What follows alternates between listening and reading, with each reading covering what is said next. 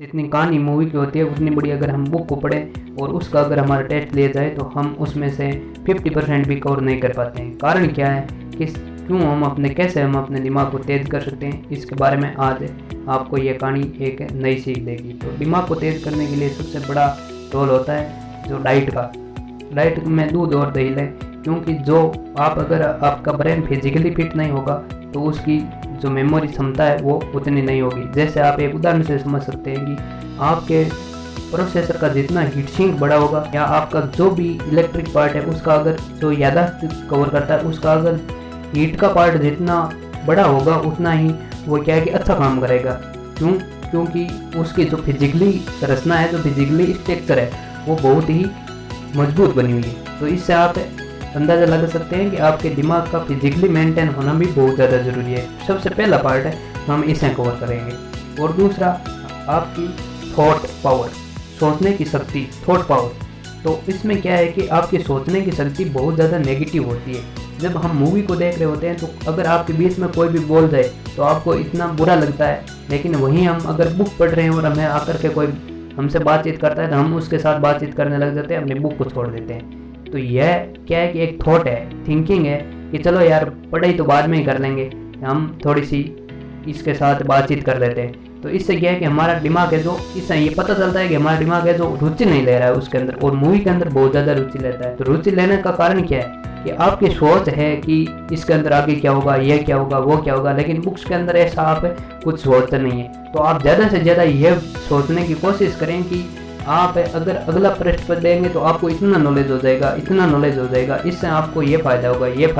अगर आप थॉट यानी सोच को अगर आप अच्छा रखेंगे, जैसे हमारे बोलचाल की भाषा में हम बात करते हैं कि अच्छा बोलो, शुभ बोलो, अशुभ बोलने से अशुभ शक्तियाँ आ जाती है। वो ऐसा इस हकीकत में ऐसा कुछ नहीं होता है शक्तियों वगैरह का, लेकिन जब आप हमेशा के लिए एक बात का रटा लगाते हो या उसी के बारे में सोचते रहते हो तो आपका दिमाग भी उसी तरीके से काम करने लग जाता है। अगले पॉइंट की हम बात करें तो ज़्यादा सोचने से हम क्या है कि कई बार बहुत ही कम समय में बहुत बड़ी उम्मीद लगा लेते हैं। जैसे हम किसी भी काम को करने से पहले ही उसके बारे में सोच लेते हैं कि हम इतना कमा लेंगे, हम वहाँ से इतने पैसे ले लेंगे, हम अगर 12th में साइंस लेंगे तो हम साइंस के अंदर इतने परसेंटेज बना लेंगे, और फिर बनते नहीं। तो इससे हमारे दिमाग पर बहुत ही नेगेटिव इफेक्ट पड़ता है। तो आप इससे, जैसे कि भागवत कथा में कहा गया है कि कर्म करते रहो, फल की इच्छा मत करो। तो उसका मतलब ये नहीं है कि आप काम करते रहो और आपको फल नहीं मिलेगा, फल जरूर मिलता है, लेकिन उसमें आपकी सोच मजबूत होनी चाहिए कि हम काम को इतनी अच्छी तरीके से करेंगे कि इतने अच्छी तरीके से करेंगे। उसका यह नहीं सोचना चाहिए कि हम काम करेंगे और हमें इतना फल मिल जाएगा, फल की इच्छा नहीं करनी चाहिए।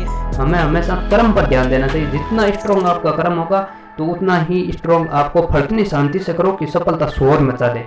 मेहनत को ही आप इतना स्ट्रॉन्ग करो कि आपको कुछ कहने की जरूरत ना पड़े, आपकी सफलता ही आपको या आपके आसपास के जो वातावरण है उसको सब कुछ बता दे। तो हमें उम्मीद से ज़्यादा सोचना नहीं चाहिए, हमें कर्म करते रहना चाहिए। रोजाना एक्सरसाइज का सबको पता है कि ब्रेन के अंदर अगर खून की सप्लाई है, वो न्यूट्रॉन्स, खून वगैरह जो भी है, ब्लड की सप्लाई है, वो अगर प्रॉपर रहेगी तो हमारा दिमाग प्रॉपर काम करता रहेगा। जैसे कि एक प्रोसेसर को अगर उसको प्रॉपर धारा सप्लाई होती रहेगी तभी वो प्रॉपर काम करता रहेगा। अगर उसको पावर प्रॉपर सप्लाई नहीं हो रही है तो वो प्रॉपर काम नहीं करेगा, लैग होगा या हैंग होगा। पर्याप्त मात्रा में नींद लें। अब पर्याप्त मात्रा में नींद लेने का यह तो है नहीं कि आप 24 घंटे ही नींद लेते रहेंगे तभी आपकी नींद पर्याप्त होगी, नहीं।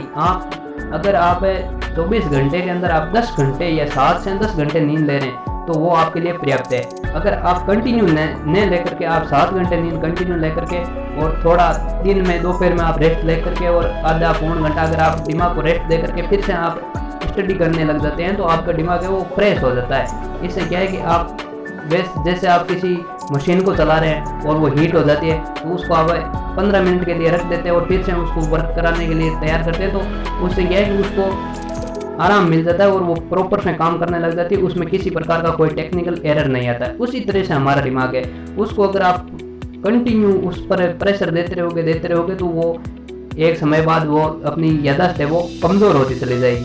तो इससे ज़्यादा आप है उसको बीच में रेस्ट दें, और जहाँ तक हो तो आप बीच में 15-20 मिनट के लिए नींद ले सकते हैं और फिर वापस से खड़े होकर के और आप स्टडी करना शुरू कर सकते हैं।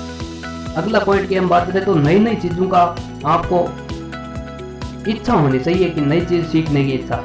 जैसे आप एक बुक पढ़ रहे हैं तो आपको अगली बुक का भी, या आप पहला पृष्ठ पढ़ रहे हैं तो अगले पृष्ठ में क्या है उसको जानने की इच्छा होनी चाहिए, आपके अंदर लगाव होना चाहिए। पढ़ाई ऐसी कोई चीज़ नहीं है, उसमें सबसे बड़ा रोल यही होता है कि अगर आपकी इच्छा उसमें जागृत हो गई तो इच्छा के बाद आप आराम से सबको सीखते होंगे। मूवी और बुक्स में यही फर्क होता है कि मूवी में हमारी इच्छा होती है कि जो नई मूवी रिलीज हुई है उसके अंदर ऐसा होगा वैसा होगा, हमें ये देखना है, अगले पार्ट में क्या होगा, यहाँ फाइटिंग चल रही है, किसको मारेगा, कौन बचेगा, कौन मरेगा, इस प्रकार से होता है। लेकिन बुक्स के अंदर हम ऐसे छोड़ नहीं रखते। बुक्स के अंदर आप इसी तरीके से रखें कि इस पृष्ठ के अंदर हमें इतनी जानकारी मिली है तो अगले पृष्ठ में इससे भी ज़्यादा हमें बहुत कुछ सीखने को मिलता है। और इस बात का आप जरूर ध्यान रखें, जो मूवीज़ वगैरह जो भी कहानियाँ वगैरह कुछ भी बनती है तो सभी को बुक्स के साथ सारे ही बनाया जाता है। तो आप अपनी सोच को इम्प्रूव करें। धन्यवाद। इस प्रकार से आपको अगर आपके ब्रेन को मजबूत बनाने में कुछ सहायता मिले इस प्रकार से तो आप इस चैनल को सब्सक्राइब करें और वीडियो अगर आपको अच्छा लगा हो तो लाइक करें। धन्यवाद। आपका दिन शुभ।